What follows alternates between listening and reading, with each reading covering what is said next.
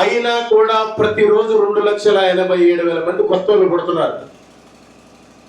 1,36,000 మంది ప్రతిరోజు చనిపోతున్నారు. నువ్వు సువార్త ప్రకటించడం పోగొట్టడం వల్ల ప్రతిరోజు 1,36,000 మంది చనిపోతున్నారు. వాళ్ళందరికీ దేవుడు నువ్వే లెక్క చెప్పాలి వాళ్ళందరి గురించి. ఎందుకంటే నువ్వు సువార్తను ప్రకటించట్లేదు. ఇక్కడ ప్రకటించేవాళ్ళు కొంతమంది ఉన్నారు. మా శక్తి సామర్థ్యాల గురించి మేము ప్రకటిస్తున్నాం, ఇంకంతకు గురించి మేము ప్రకటించలేము. అది అందరూ ప్రకటిస్తే దయచేసి ప్రకటించండి, లేదంటే చాలా కష్టం.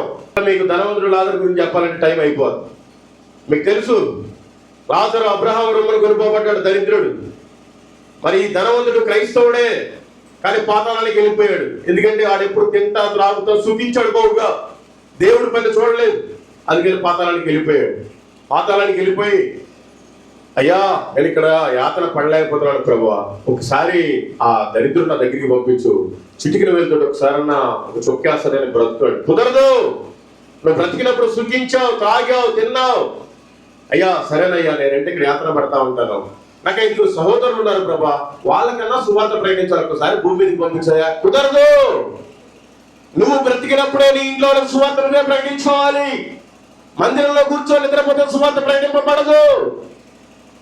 నువ్వు చచ్చిపోక ముందే నీ అన్నదమ్ములని, అక్కజలని, తండ్రిని అందరికి కూడా సువార్తను చెప్పుకోవాలి. నువ్వు చనిపోయిన తర్వాత ఏ ఒక్కరు వాళ్ళకి సువార్త ప్రకటించరు. ఇది సత్యం. కాబట్టి తెలుసుకోండి, ఎప్పుడు ప్రాకులాడబాకండి. ఏదో పుడుతున్నాము, పెళ్లి చేసుకుంటున్నాము, పిల్లలు కంటున్నాము, ఆస్తులు సంపాదించుకోవాలి, ఇక్కడే సంపాదించాలి, అదిగో అది పని ఇది పని, అది ఇంకా ఎక్కువ డబ్బులు వస్తాయి, ఇది ఇంకా వంపరొట్టు, అలా అనుకోబాకండి. వాక్యం ఈ విధంగా సెలవిస్తుంది. మత్తయి సువార్త 6వ అధ్యాయము 19-20 వచనాలు. భూమి మీద మీ కొరకు ధనమును కూర్చుకొనవద్దు, ఇక్కడ చిమ్మెటయు తుప్పును తినివేయును, దొంగలు కన్నము వేసి దొంగిలెదరు.